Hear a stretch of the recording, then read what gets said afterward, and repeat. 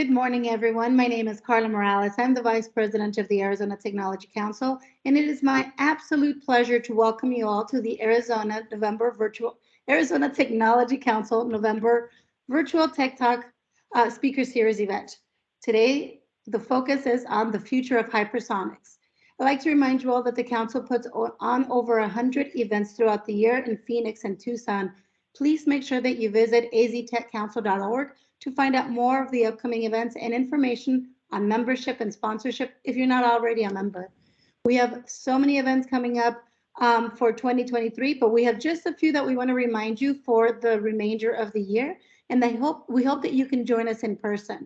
Tomorrow, we will be at Leonardo Electronics for our November After 5 mixer. If you're able to join us, please make sure to visit our website to register for that. And in December, we have our Cybersecurity Breakfast Forum in Scottsdale, Arizona.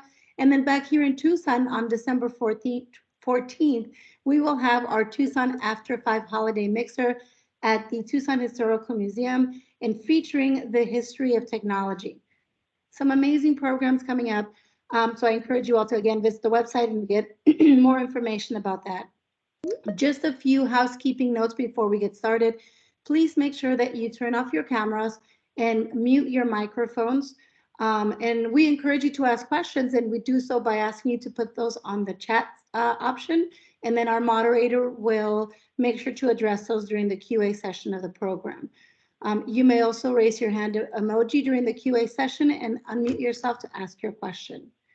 Thank you all so much. And at this point, I'd like to yield the floor over to Alex Rodriguez, President and CEO of Freefall 5G, who will be doing the honors of moderating today's talk. Alex, the floor is yours.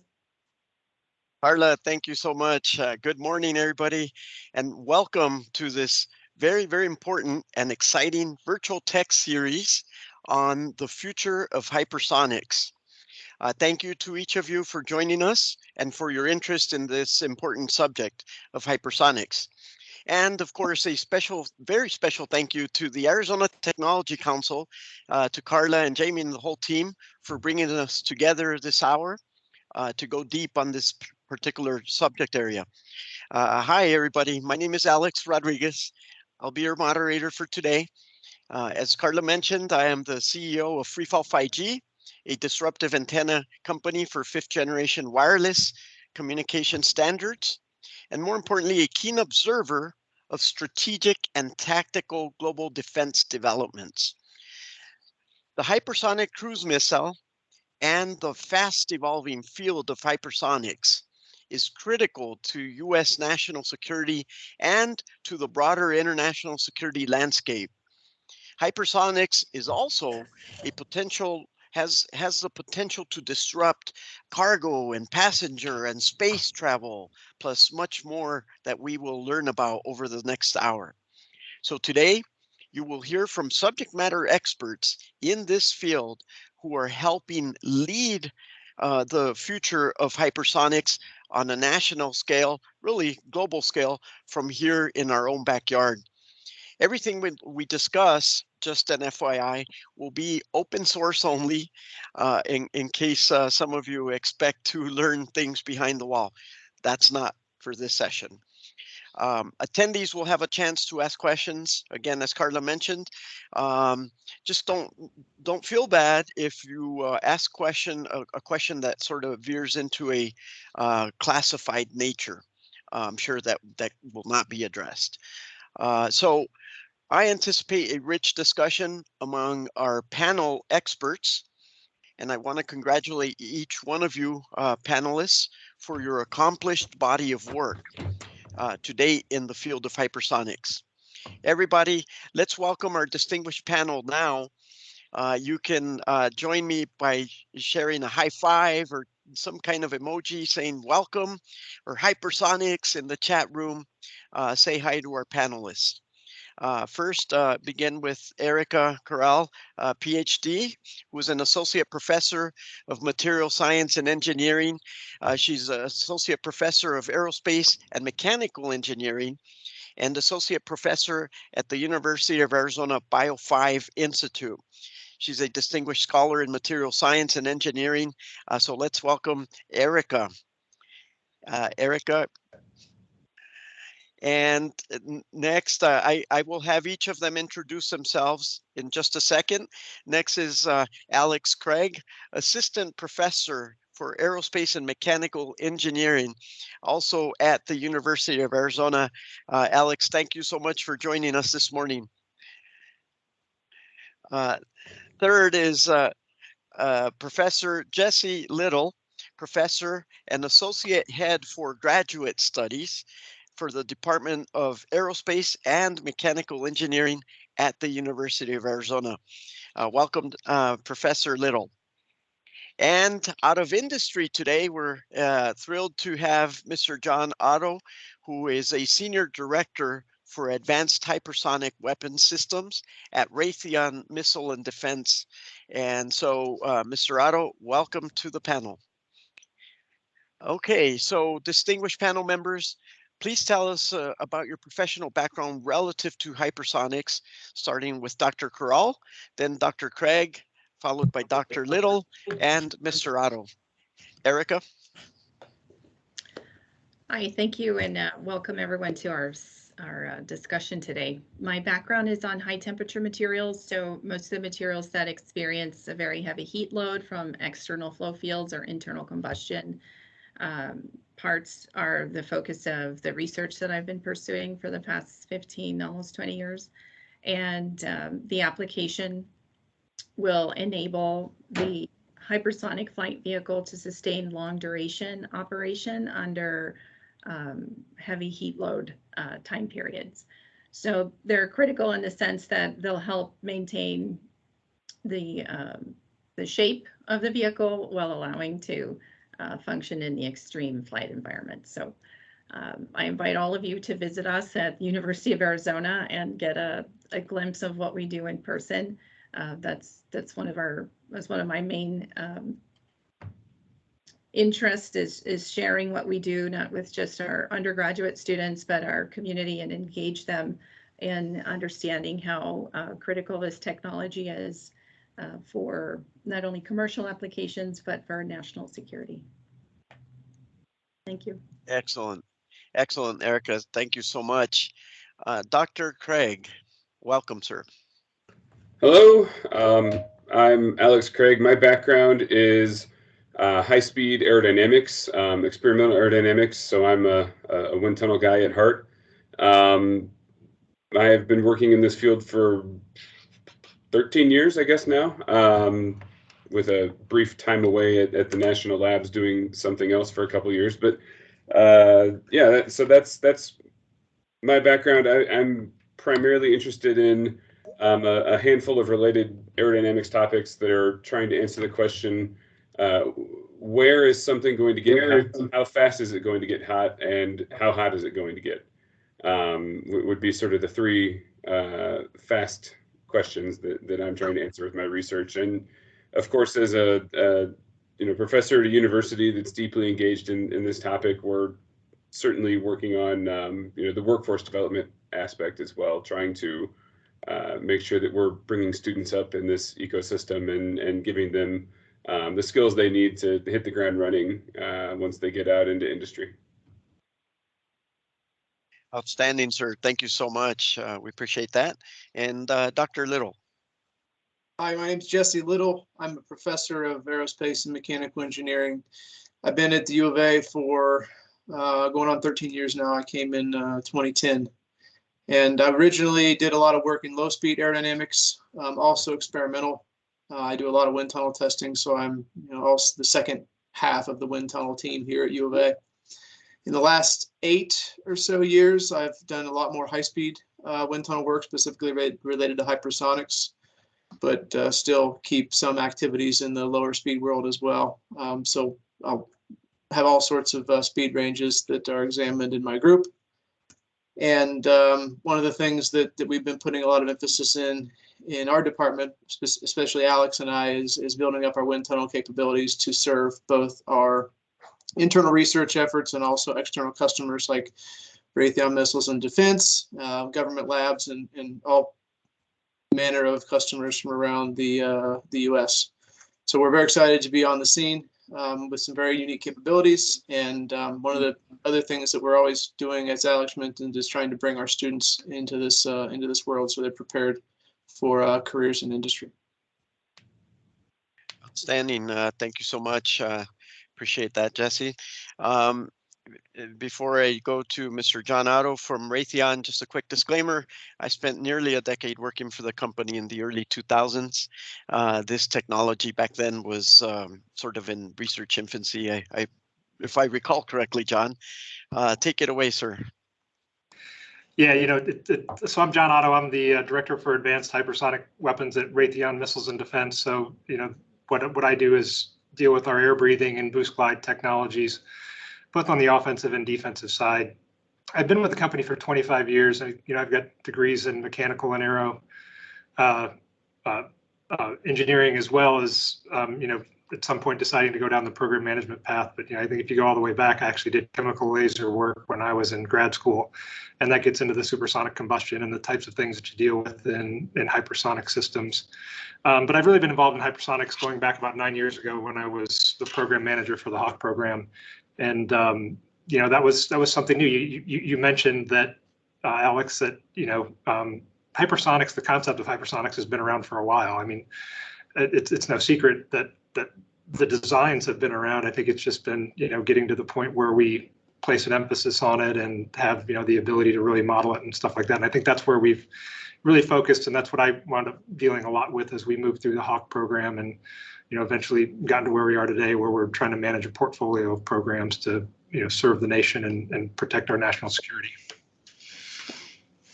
Very well, John, and to all you panelists, thank you so much for your introductory comments and sharing a little bit about your professional background. And so, to sort of help level set for all our audience members today, I think it'd be good if you could please tell us, answer the fundamental question here. What is hypersonics baseline for all of us to be on the same sheet of music, if you will? How far along is the actual evolution that John just alluded to in terms of deployment, evolution, ideation, design, development, and where is the technology in terms of actual deployment in the field today? If we can go around, starting with, actually, we'll start with you again, Mr. Otto. Yeah, so I work in our advanced technology mission area here, and so we try to get involved in things that are more early development type efforts, things that we're trying to grow into products. And so we're not, that's different than what you would see in one of our other mission areas where we're focused primarily on production. But there's been programs out there like X-51, which was started in the early 2000s and continued out into the early 2010s. And there's been other programs, and that was more of a missile program. There's also been a lot of more platform type programs where they've tried to come up with National Aerospace Plane and other sorts of things out there that got into high speed flow. When we talk hypersonics, what we're really trying to say is things that go faster than Mach 5. And Mach is the speed of sound, so it's basically 5 times the speed of sound. If you want to try to put a number to it, it's like flying a mile a second, give or take in terms of the speed. So you could go, LA to New York in 40 minutes if you flew hypersonically, and so at those speeds and regimes, Dr. Craig hit it pretty well. You get into a lot of thermal issues. Things heat up at different rates. And that creates a bunch of challenges. I think where we've really tried to focus our effort on is, the digital engineering side of things, the modeling and sim. And I think that's one of the big things that really helped us, understand how these systems work, where you really get to the basic understanding of the physics that's going on. And then that helps you from a design perspective, because, once you see the physics, you understand how the bodies react, then you can start designing around things. And I think that's been one of the big improvements that's been happening over the last decade or so to really make these vehicles something that's much more attainable. Thank you. And Professor Little, evolution of hypersonics, deployment, developments. I think I focused that question more on how we're doing things at the university level compared to the past. So In the past, we were very much focused on basic science, fundamental research. In the wind tunnel world, that would mean everything's pretty small scale wind tunnels, really small problems associated with hypersonics. With the national interest in this area, we're seeing universities, in some respects led by Arizona, get into the applied space using facilities that allow us to do work that's related to real world problems. And in the past, 10 years ago, this wasn't happening. So the national push for hypersonics has trickled down to the university level, both for testing, for research, for actually being involved in the applied programs that are ongoing in the U.S., but even more so on the workforce development side. So we are really being charged with producing a workforce that's ready to go when they come out of our universities. This is much more than in the past. Since you mentioned that the wind tunnel and the recent facilities, I guess improvements with the University of Arizona in particular, I know Governor Ducey and Dr. Robbins had a big to-do not too long ago, where they highlighted the new wind tunnel capability. Can you talk a little bit more about what is the state of the wind tunnel, and what does that mean in terms of for any industry players? How can they connect with you and Craig and Erica for leveraging interest in this area? Sure, I can say a little bit, and then I would probably kick to Alex to speak more from his side of the house. So we here at the university are operating two, I would say, large-scale wind tunnels in the university's sense. They're two tunnels that are roughly 15 inches in diameter, or 15 by 15 in cross-section. And both of these facilities are relatively unique on the national level. Those investments by the state and also by the federal government have allowed us, and the university have allowed us to stand up these tunnels. And we're able to do work in these facilities that previously would have been the work you would do at government laboratories or even industry tunnels. So we're really able to get into that space because of the investments we've received from the state, the University of Arizona, and the DoD. So what that means is that we can have programs come into us. We can do testing on preliminary concepts.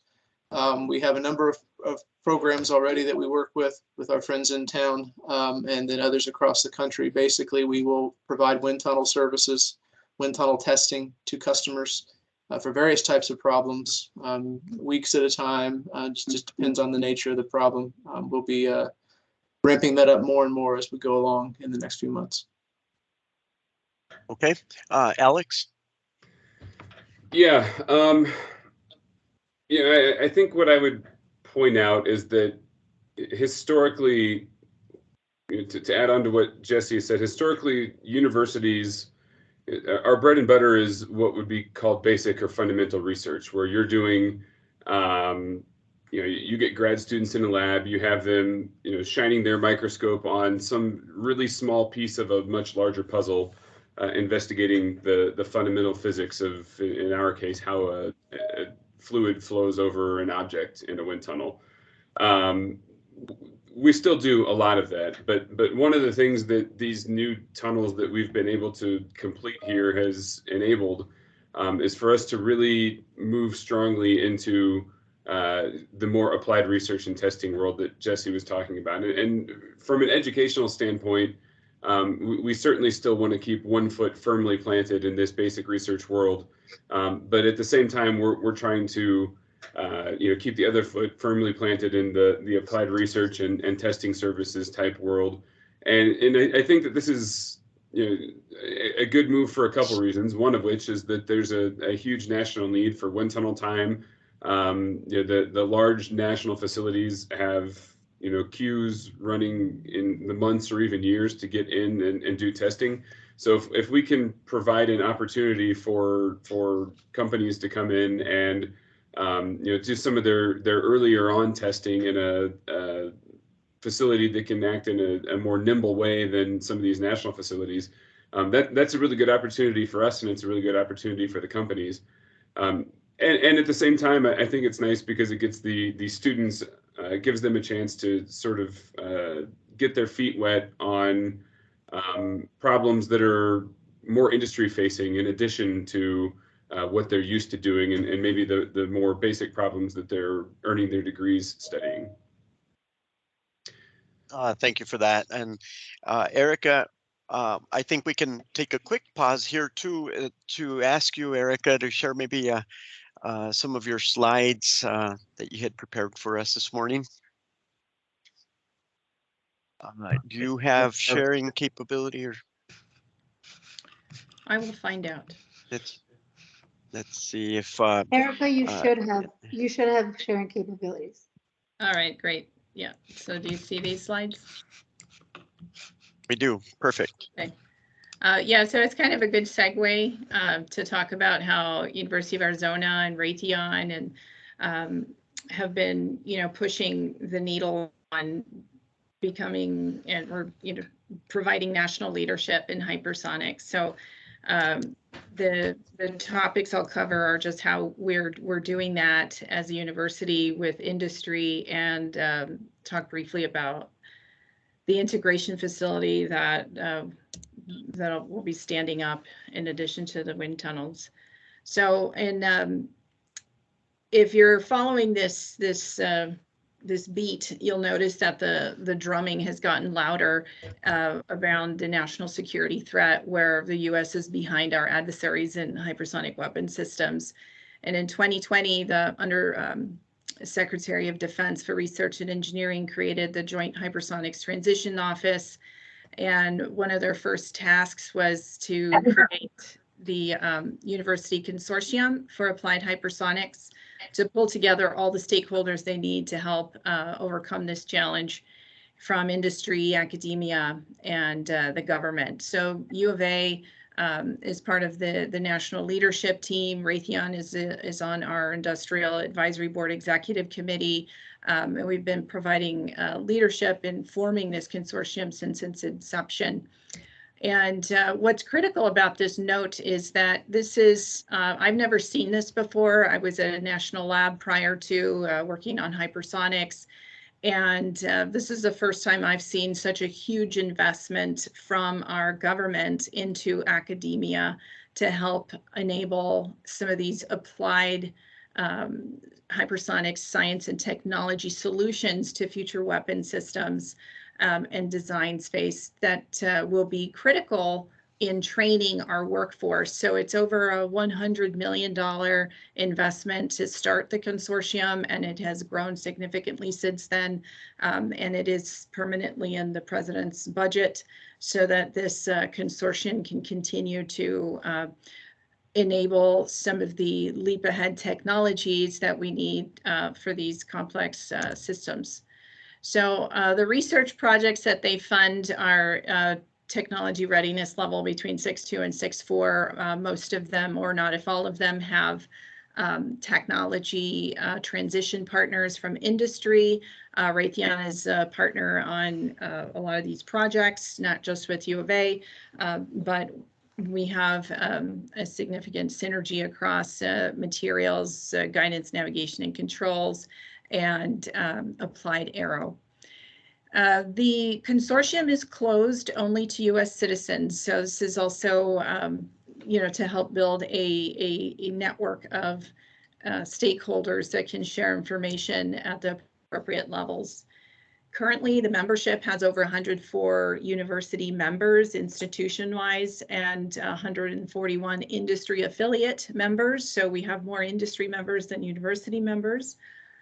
The number of students is continuously growing. It's over 370. FFRDCs and UARCs are kind of like federal national laboratory type of entities.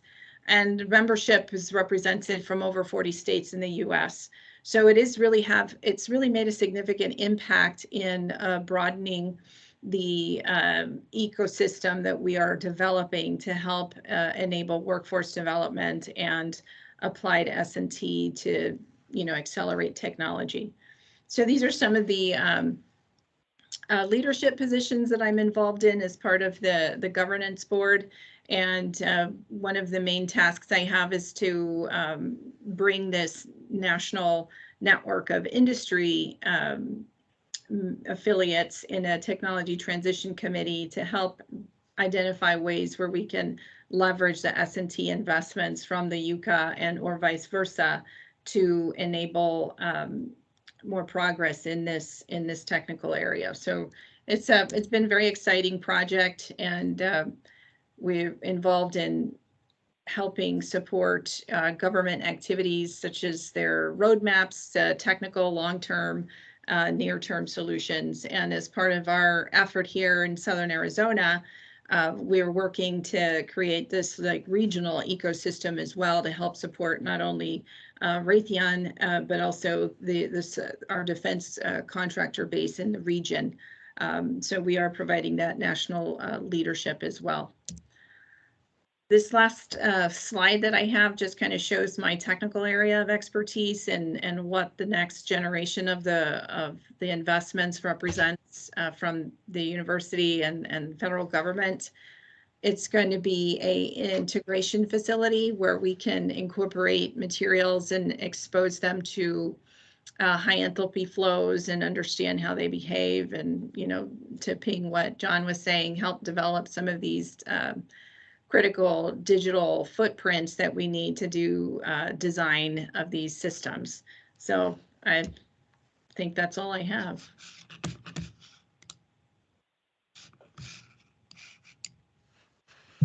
Hey, Carla, thank you, or Erica, forgive me. Thank you so much for that overview, and it's remarkable how much is actually happening at the national level, and let alone here, our local efforts. Given that we have Carla Morales Bernal and also Steve Selstra on the call, perhaps it's time for a Arizona Technology Council Hypersonics Committee to help incubate, engagement throughout the state.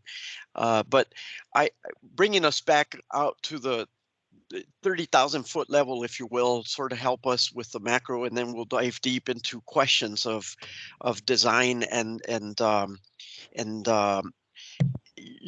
more of a technical nature. Before we do that, I just want to mention last night I spent time reviewing the United States National Security Strategy that was released last month by this administration, as well as the U.S. National Defense Strategy. And what is clear is that the United States is, the president keeps calling this the decisive decade, based on technological advances that will happen between now and 2030.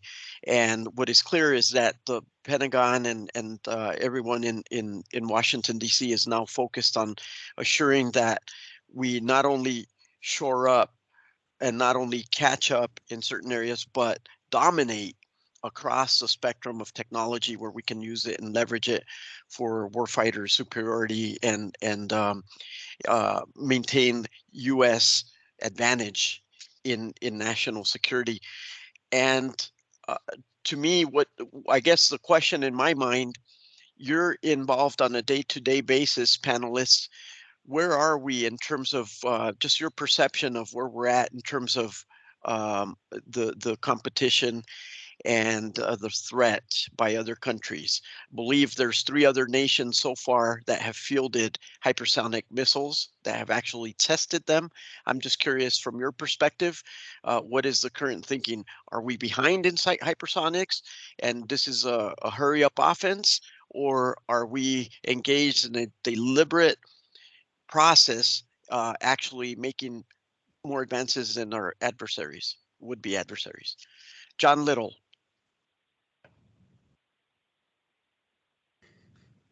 John Otto. John or Jesse Little. Thank you, Erica. So I think you're trying to put that one over towards me. There's a lot of stuff in the news. I think everybody kind of sees what's going on in the world today, and there's obviously a lot going on in China and Russia, and they're publishing, at least in the news, what we're doing. You're talking about exact capability and stuff like that. It's something that's difficult to comment on.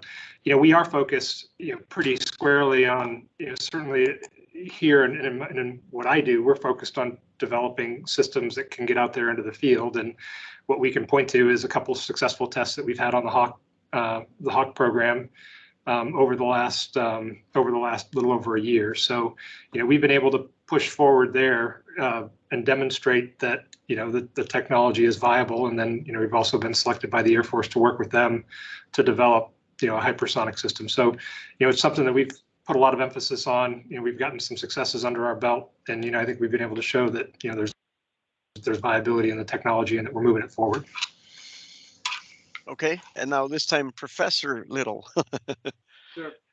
I'm not going to give you a direct answer, but I will say that we are working very hard and feeling a lot of pressure to produce results and a quality workforce, even at the university level. I'll leave it at that. Okay. Professor Craig, your observations? I don't think it's out of line to say that I think we're probably behind right now. Doesn't have to stay that way. I guess one thing I would mention is that it's hard to say for certain whether you are ahead or behind, in part because the sort of way that all of these different countries are envisioning using the sort of systems they're all developing are, it's not all one-to-one matches between what we're doing, what China's doing, what Russia's doing. Everyone, at least for now, sort of has their own ideas for how this is going to work within the context of their goals. And so, I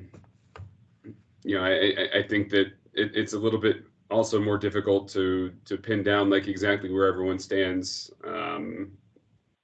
because everyone's got slightly different ideas of what they're doing with this. Erica, your observations on the current state? We're behind, and we're working hard to get ahead. Understand. And audience members, Russia, China have, and of course the United States have tested hypersonic cruise missiles. And more recently, India has joined this group of select countries, if you will, around the world.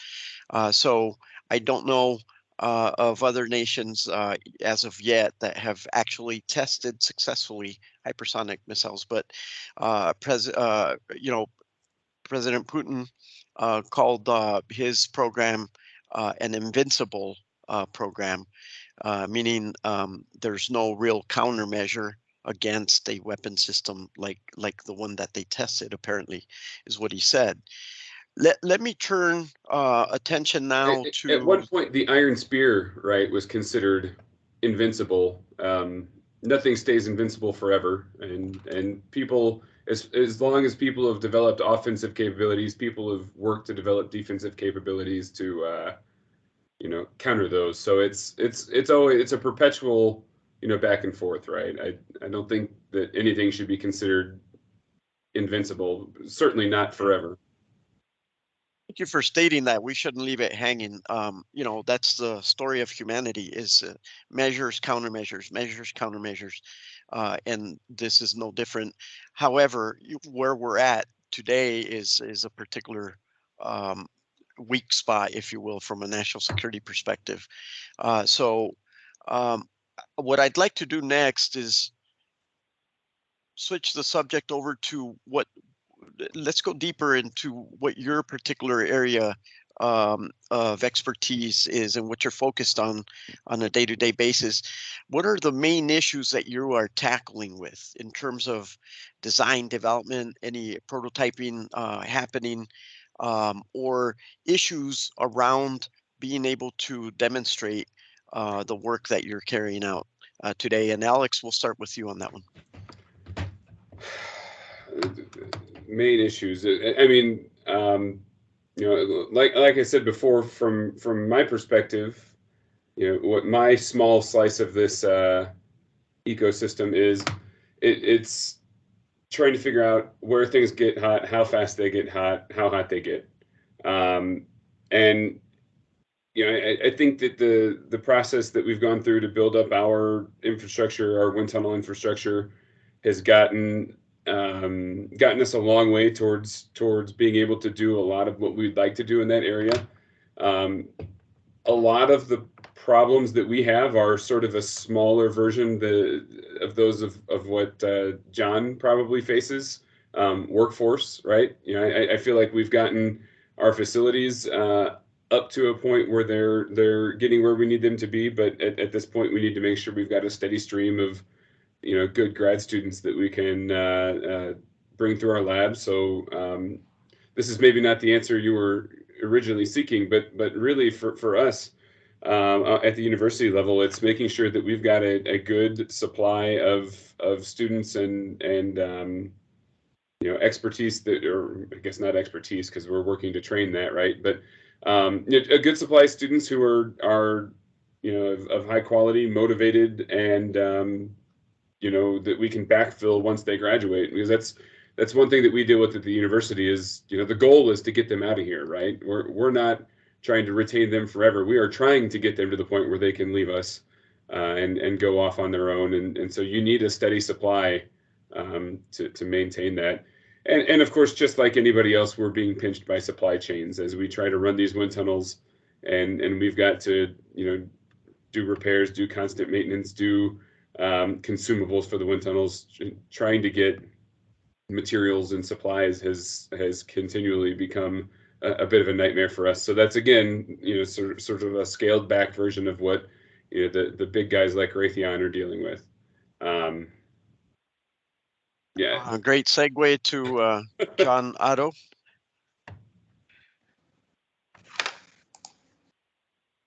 Oh, you're on mute.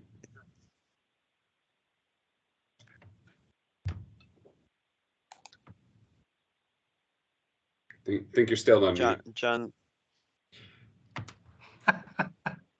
Okay, let's try it now. Third time's a charm. No, thanks for that, Alex. Alex brings up a really good point, in terms of, what we're doing as we continue to grow and evolve what we're doing. You've got to have a workforce to fill the need.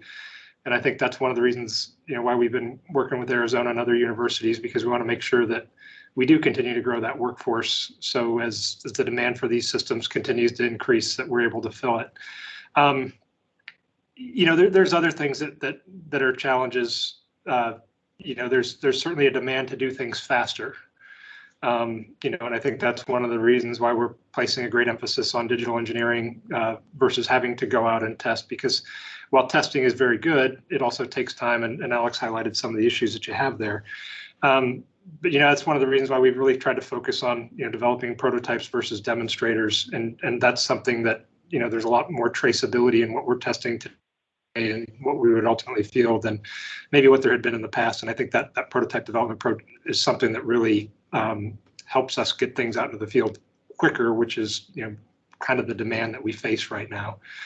And it also helps, and just to highlight, Alex was talking about the wind tunnel, and Jesse's talked about it too, the wind tunnel facilities that we have in Arizona. I think that's a great thing. More test facilities, is always going to be a better thing, because there are things, tunnels get used, they have to go through maintenance, they're not always available, and things like that. So having more capability in that area is really good, and having it really close to home is even better for us. So we really appreciate what the University of Arizona is doing there.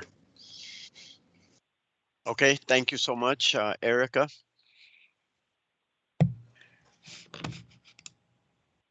I would say this is helpful to introduce the topic, the need, the critical resource that we have here in Southern Arizona, and how we can elevate this topic to help sustain that workforce. Because I would say that it's a matter of minutes before students get hired by industry, even before they graduate. I think there's a significant pressure on universities right now to stand up this workforce, and there's inherent challenges in doing that, because the type of research funding that we're using to train these students is applied in nature.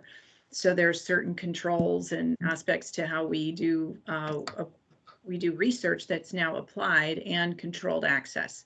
So the universities that really understand these challenges have stepped up to the plate and, helped support infrastructure-wise, what resources we need to execute applied work, and also systems to help control information and provide students that relevant training in doing technical work in this controlled environment. So I think the dialogue and the more people that recognize this as a critical need to our region, I think we'll be able to further advance our mission and be successful in training the workforce and getting the applied science and technology that's needed to enable these, leap ahead technologies, because we do need to out innovate our adversary. We do need to apply solutions that will come out of academia that, we are being tasked to do. So right now we need investments in our universities and our regional ecosystem to help stand up the workforce that is not only going directly to our region, but is also being, populated across the country like I've never seen before. So, I mean, I've been doing this for a long time now, and this has been very intense. So there's a critical need to get this message out within our region so that we can help support and grow this technical workforce and infrastructure. Yes, absolutely. And Erica, thank you so much for, I tell you, university is doing a fantastic job at making the case here. The workforce is absolutely essential to the future of hypersonics, and we need to marshal that effort going forward. Professor Little. Sure. Talking about my own research first, like everybody who's mentioned, we all are primarily concerned with heating when it comes to hypersonics. And my particular part of this puzzle is I tend to look at flows or regions of flows where shock waves interact with flows over the surface of the vehicle. Those are unavoidable in hypersonics, and they're very challenging aerodynamics problems. They can have detrimental effects like loss of control authority, high pressure loading, unsteady pressure loading, high heat fluxes, and also contribute to instabilities or general types of problems in air breathing propulsion systems. So that's where I spend a lot of my time. More recently, we've been doing these kinds of things on more applied systems. So in the past, we studied these types of flow fields in what I'll call unit problems, or very simple, basic problems. But with our continued efforts into more applied areas, we're looking at these in a more, I wouldn't say a full system, but something that's much closer to a system than we as universities had done in the past. Picking up on something that Erica mentioned related to workforce, this is absolutely crucial for us, as you might have guessed, both here at the university and also nationwide. One of our challenges is attracting quality domestic students, U.S. citizens. Not everything we do requires citizenship, but a lot of it does. And those are going to be the most attractive graduates. Very often we are able to get those students security clearances while they're students at the university, specifically graduate students. That really sets them up for employment right away. And one thing I'll mention, whether it's, I don't know if I'll have a chance to speak again, but one thing I want to mention here is that we are truly leading in hypersonics here in Southern Arizona with obviously Raytheon and also the University of Arizona. We have top 10, top 5 schools coming up and asking people like Erica, Alex, and myself for advice on how they can replicate what we're doing. So I really want to point that out to this group that you have a national leader in hypersonics here, and we have great things ahead of us. Excellent. Now, if we step back a second, investments at the Pentagon and in national security writ large have had substantial commercial derivatives, right? From whether it was the ARPANET to the internet, or even arguably more recently, 5th generation wireless standards, just across the board. I'm curious in terms of your take and what you see over the next decade. Fundamentally, we're working on the hypersonic cruise missile and beating the bad guys, or at least having the advantage there. But what do you see in terms of the applicability of hypersonics in other areas? Obviously, with the heat that's required for hypersonic vehicle of some sort to move from point A to point B. Alex keeps talking about how critical, we must uh, get get through certain technical milestones, right, before we can actually have applicable opportunity for hypersonics in other fields. What do you see evolving outside of the hypersonic cruise missile? Somebody jump in and go first. Well, Erica? I was going to say there's certainly one thing that I feel like has really popped up lately is that the what's the word I'm searching for? The Department of Defense has started more intentionally leveraging like private capital. So you see startups that are starting to form in this space, or have been over the past, 5-ish, maybe back to 10 years, but certainly in the last 5. There's a lot more startup businesses that are being backed by private capital that are trying to work in spaces like this. And I'm thinking of probably the most headlines have gone to Hermes, for example. They've started getting DoD contracts to develop, a Mach 5 transport aircraft, for example. So there are certainly companies and there's private capital who are interested in trying to move this technology into an area that's not just missiles. And whether that becomes viable, as with any startup, right?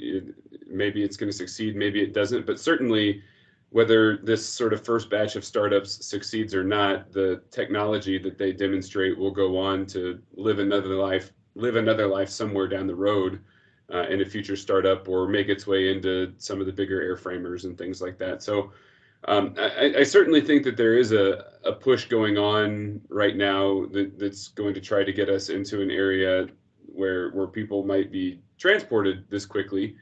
How fast that happens, whether or not it comes to fruition, I couldn't tell you.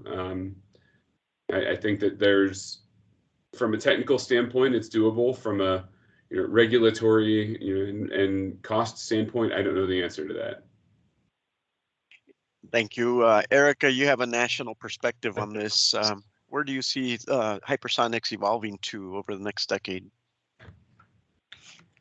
Well, going with like human transport as the theme for this, you don't have to fly hypersonics to take advantage of the technology that's being developed for hypersonics. So cost-wise, jet fuel-wise, it may make sense to fly at Mach 4, a passenger jet. And I think you've seen some companies already make purchases for supersonic aircraft that are going to be leveraging hypersonic technologies in a subsonic type of flow environment. But specific to what we're talking about is it's a system of systems, and everything from how do the microelectronics operate at temperature will impact any of your handheld electronic devices in the future. Any of the materials that withstand the internal combustion environment can be used in other type of engine systems. So I'll just stop there because I can keep going. But I'm curious to see if John has some other comments to that, because that's what you guys do. Yeah, you guys, John Otto. you guys really hit a couple of big things. Maybe taking it down to a more elemental level. Something that both Alex and Jesse are really talking about is when you get into hypersonic flows, you have a very highly. Did he just freeze up on us? He'll come back to us in a second, hopefully. Mr. Little, do you want to jump in here? Sure. I mean, we've heard, as Alex mentioned and Erica as well, we've heard a few comments from other industries about building hypersonic vehicles for passenger transport. But I think Erica's comments is probably the most apropos here is that a lot of the things that we're building will trickle down to things that don't necessarily fly hypersonic for commercial vehicles. It looks like John's back, so I'll kick it back to him. Yes, sorry about that. I was wondering why nobody was moving. Yeah, I think what Alex and Jesse are talking about, a lot of what they're saying is, hypersonic design is so challenging because it's a highly coupled problem. And by that, I mean how the aero impacts the thermal and how the thermal impacts the structural. You can't decouple those things. Jesse talks about, boundary layer interaction. So shock boundary layer interaction, how you get very significant changes thermally over very short distances in time, or distances, really impacts how your vehicle responds and what it does, and creates, big design challenges. I think when you start looking at those types of solutions that are being generated, and the digital capability that gets developed by having to work through those kinds of challenging problems, I think that stuff is going to translate into a lot of other areas where you have similar challenges. So a lot of the basic research and stuff like that, I think, will help push a lot of other challenges forward, where we've got a lot of coupled thermal challenges and materials problems to deal with. Okay, and now this question may veer into the classified, may not. There's a lot of literature out there already, but when you're talking Mach 5 level, you're really talking about a potential where the cruise missile doesn't even need a warhead, or a device, warhead at the front end. Is that accurate, or what's the perspective on that? Yeah, I don't really want to talk into too many design details of the systems and things like that. I mean, I think, the capabilities we're developing and stuff like that are probably things we really can't go into here, even though I understand the curiosity. Yep, and maybe that's more appropriate for university researchers to take a shot at. Your thoughts on that question? Yeah, I don't know what specifically any of us are allowed to say, other than, kinetic energy scales with square velocity, right? So going faster can give you lots of different things to play with in terms of design. I don't know about specific designs that are in the works or systems, and even if I did, as John has said, I wouldn't be able to talk about that, but certainly you've got a lot more kinetic energy when you're moving faster.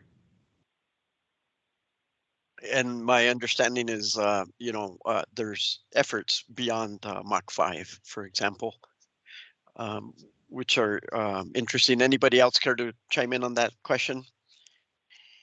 I do have a question from a participant that's asking if most of the work near term will continue to stay in the classified domain, or can some of the unclassified portions be contracted out to local aerospace and defense companies? Well, I would point out that almost everything that the university is doing is unclassified, but increasingly the Department of Defense is putting other types of controls on this kind of information. So certainly there are lots of small businesses that are working in this space that we work with, that I think Raytheon and others work with, but there definitely still is going to be the requirement for a lot of that work that the information has certain controls attached to it. Even if it doesn't rise to the level of classified, that doesn't mean that it's not controlled in some way. I don't know how else to really dig into that. Now you're hitting on a good topic, Alex. I think we certainly work with a lot of small businesses, across the nation, really, not just in Tucson. And we do work with a lot of businesses within Tucson. So not everything requires a classified environment to build it in, and we certainly have a pretty significant supply chain where we utilize a lot of companies both locally and across the nation that provide unique capabilities. Okay. Audience members, I please guess I feel will say that I think this goes back to, sorry, this made me think of something.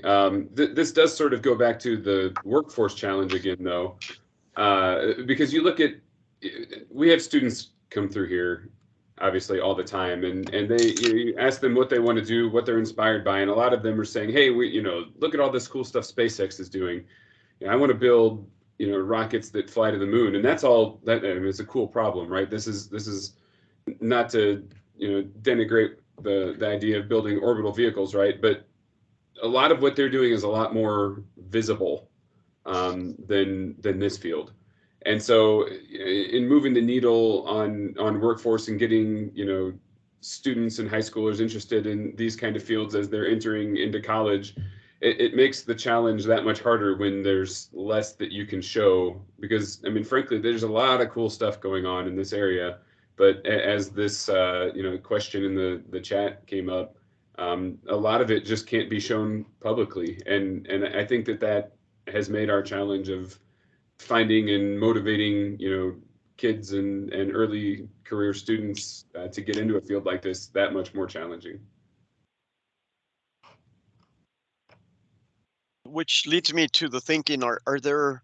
Okay, so it's clear that generating interest for students pursuing U.S. citizens, in particular, pursuing this field, is very, very important to the future of hypersonics, and perhaps that's part of the challenge I'll issue in just a second here.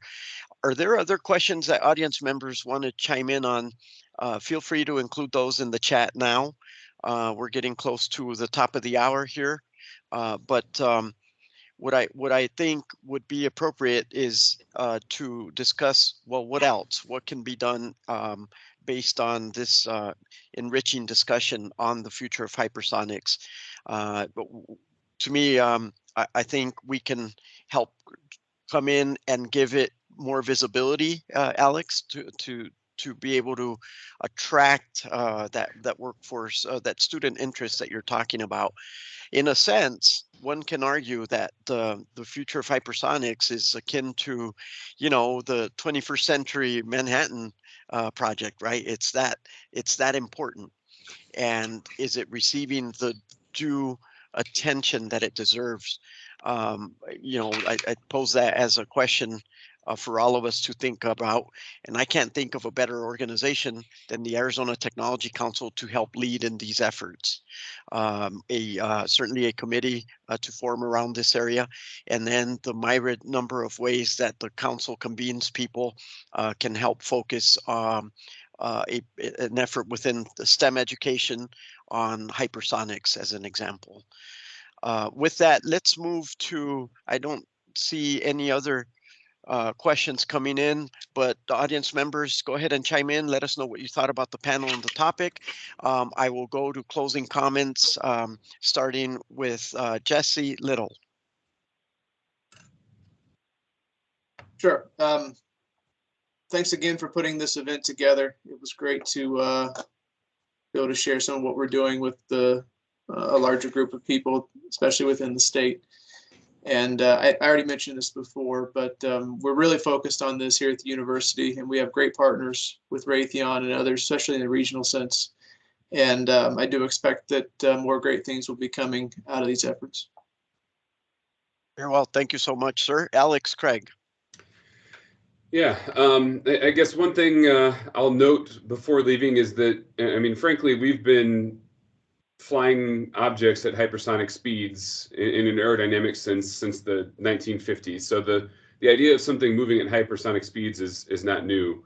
What's new is that we're trying to do it in a way where we can maneuver, and that makes things inherently more challenging. And that goes back to what John said about this being sort of a coupled system of different problems. And one of the things that I think at the university that we've really been working on, and that this university consortium in a nationwide sense is working on, is getting people like me and Jesse and Erica to sort of de-silo ourselves a little bit, so that yeah, I've got my pet problems to work on, but I need to have an appreciation for what Erica does and what the guidance and navigation people do. And in the process, we're trying to get our students to have that broader perspective, so that when they go out and work for people like John, they have a better appreciation for how all of these pieces fit together, and we can develop these things faster.